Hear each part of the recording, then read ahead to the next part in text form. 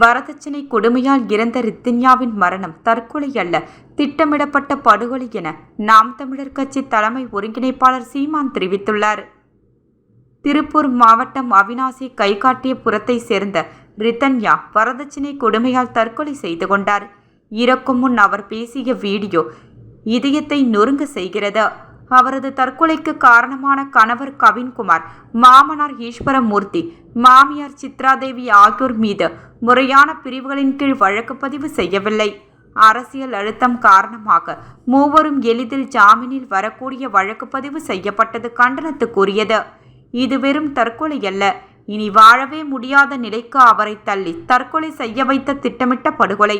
இந்த நூற்றாண்டிலும் வரதட்சணை கொடுமையால் பெண்கள் உயிரிழப்பது ஏற்றுக்கொள்ள முடியாது. ஒட்டுமொத்த சமூகமும் தலைகுனிய வேண்டும். ரித்தன்யா மரணத்துக்கு காரணமான மூவர் மீதும் கடுமையான பிரிவுகளில் வழக்கு பதிவு செய்ய வேண்டும்.